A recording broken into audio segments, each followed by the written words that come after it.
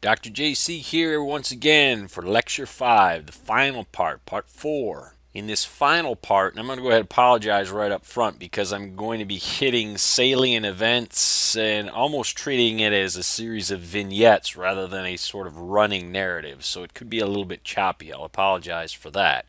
But we're going to look specifically at some important concepts as it relates to the United States and events that take place as well, not just in the United States, but include Mexico and Canada as well in the early 1800s and mid 1800s.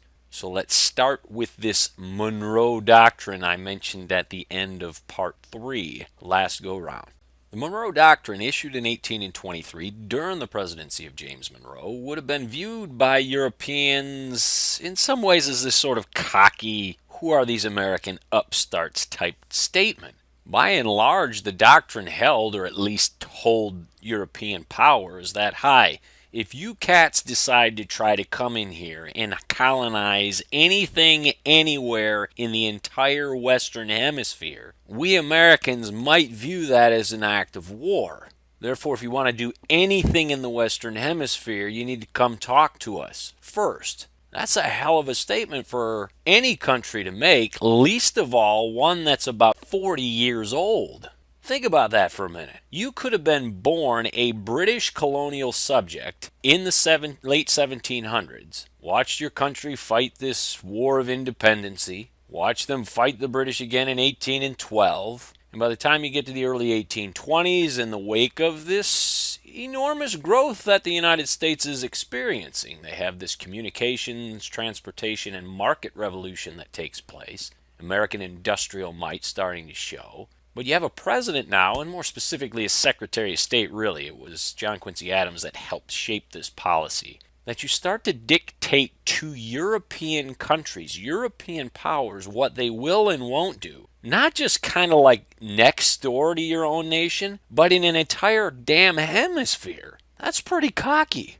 Amazing, too. Europeans pretty much abide by it. So that gives us some indication of the power of American trade. We'll come back to that as the course moves on. But as it relates at least to this Monroe Doctrine, it was just that. It was the United States saying to European powers, look, we don't want you in this hemisphere anymore, okay? And by default and extension to that, the United States is now starting to say, we are the Mac Daddy, we are the big brother to all nations in the Western Hemisphere, especially those in the Caribbean and South America. Again, we'll return to that later in the course. Another important concept also listed on this slide here that comes out in America in its antebellum period, and anytime you hear the antebellum period, it means before the American Civil War, is this concept of manifest destiny. It's generally associated with the writer John L. O'Sullivan. You get a glimpse of the quote here. Our manifest destiny is to overspread the continent allotted by Providence for the free development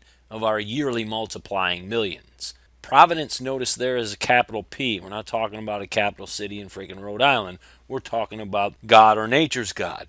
What's at the crux of this message? Well, maybe that the United States has been endowed by some supernatural omniscient power to show the rest of the world how you do governance, how you do liberty, how you do a free and open society. After all, there must be a hand in this, some sort of spiritual hand in this, because how else can a country barely 60 or 70 years old, and as we'll see in a minute when we get to the Mexican-American War, defeat one of the largest nations' armies in the world, occupy its capital city, dictate to European powers what they will and won't do, all before they reach the age of 80. How many countries in the world do that? You're equaling what it took Rome to do 400 or 500 years. You must be blessed in some ways. And in a way, this manifest destiny then, this idea of invincibility starts to permeate through American culture. And it'll serve as an impetus for Americans to continue to push westward,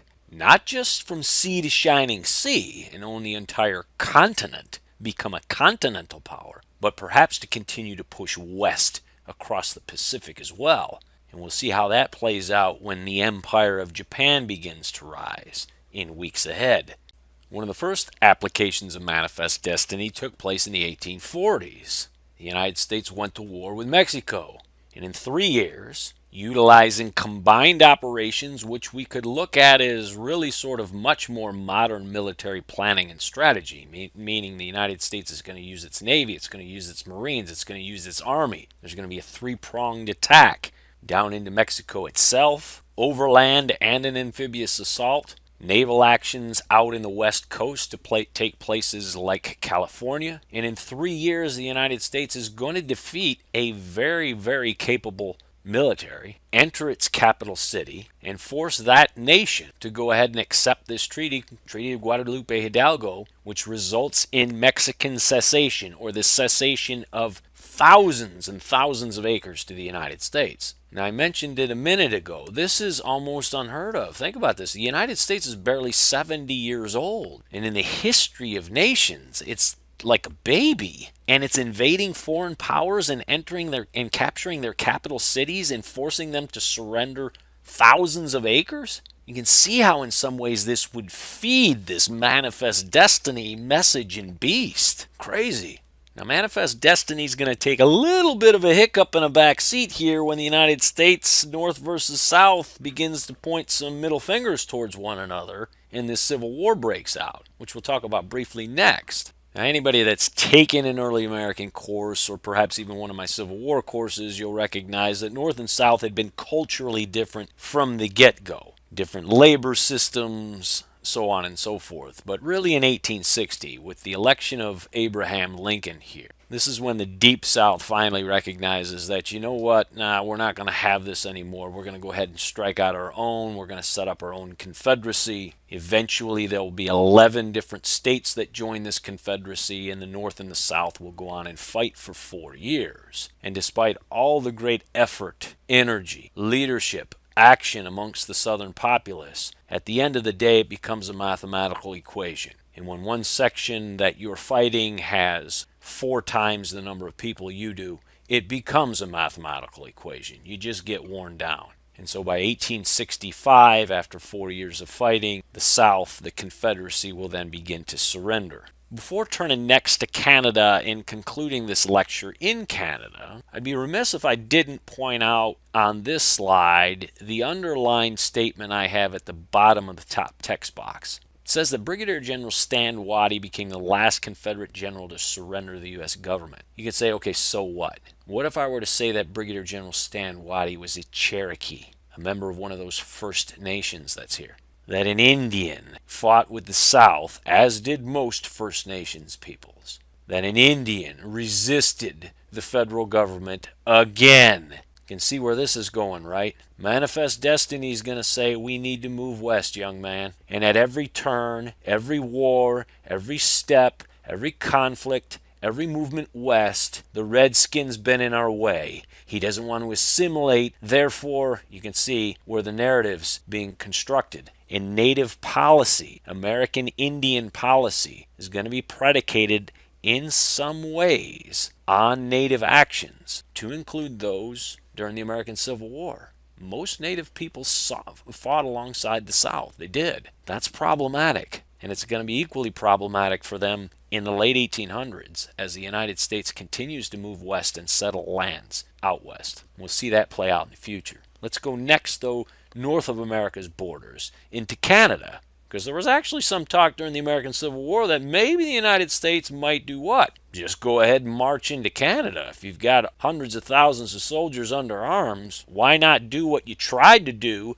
during the American Revolution and tried to do during the War of 1812, which was to go ahead and gobble up those Canadian provinces and just make them part of the United States too. So we'll see in some ways how the American Civil War had an impact on British thought and policy as it relates to Canada, because Canada was a possession of Britain, at least up until the 1860s. Well, I'm not going to get deep into the story of Canadian Confederation. I would be remiss if I failed to mention that in 1864, during the American Civil War, the United States and Great Britain were close to coming to blows in the earlier part of the war in 1861, 1862, for various reasons, most especially because of this thing called the Trent Affair. You guys can Google that if you want. The British were quite alarmed. They began to pour troops into Canada, and as a result of that, Canadians began to say, you know, maybe we need to think about setting up our own federated system here because we're tired of being tossed into the middle between disagreements between Great Britain and the United States. And in 1864, they meet in Charlottetown, which is on PEI, Prince Edward Island, to begin discussions about a confederation. Now, most of the maritime colonies themselves, Nova Scotia, New Brunswick, PEI, Newfoundland, they kind of all met at Charlottetown and said, well, if we're going to do this deal, maybe we need to go ahead and approach the other Canadian colonies as well, Upper and Lower Canada. And so it's decided that in October, the 10th of, in 1864, now mind you, this is still the third year of the American Civil War. The American Civil War doesn't end until 1865. In October of 1864, delegates from the maritime colonies, as well as those from the Canadian provinces to the west, Upper and Lower Canada, meet in Quebec City at this thing called a Quebec Conference. In fact, they meet at the Chateau Frontenac, the famed hotel that you guys can often see pictured. And for those of you who ever get a chance to go to Quebec or anywhere along the St. Lawrence for that matter, this past summer I was fortunate enough to be able to do that. And spend a little time in Charlottetown on PEI, a little time in Nova Scotia, Montreal, and Quebec. And in Charlottetown on Prince Edward Island itself, they have a really cool, it's under refurbishment right now, but they have a real cool museum that tells the story of Canadian Confederation and Canadian Dominion. So discussions are clearly being had early on during the American Civil War, and ultimately folks in Canada here are going to begin to petition and put pressure on the British government to say, you know, we'd love to be part of the British Commonwealth, but we'd also like to be able to chart our own history here as well. And so these discussions that took place in 1864, whether in Charlottetown or in Quebec, they're going to bear fruit a few years later. In 1866 in London, Parliament and the Crown, Queen Victoria, are going to sanction Canadian Dominion. And on July 1st, 1867, the Dominion of Canada is created. The old province of Canada was broken up into two new provinces, Ontario and Quebec. They were joined by Nova Scotia and New Brunswick. These four set the foundation for what today are 10 provinces and 3 territories that comprise the Federation of Canada. So interesting in some sort of ways how the hostilities between British and Americans did help provide a degree of impetus for Canadians to say, you know what, maybe we should go ahead and band together, start to chart our own course in history. We're not going to leave the British Empire per se, we'll still be part of the Commonwealth, but we will chart our own course and our own national history. As we begin to conclude Part 4, and quite frankly, Lecture 5 in its entirety here, there may be a few of you that are saying, well, wait a minute, we talk about Canada, but what about Mexico? What was happening south of the U.S. border after the American Civil War? We'll talk about that some next week, in Week 6. We're going to go back to Europe next week, talk about the fall of Napoleon, what that meant for Europe. And a little bit of a spoiler alert here, we're also going to talk about the 1860s in Europe, paralleling what's happening in the Americas, the American Civil War, Canadian Dominion. There are unification movements afoot. The Italians are going to unite and unify, as will some country called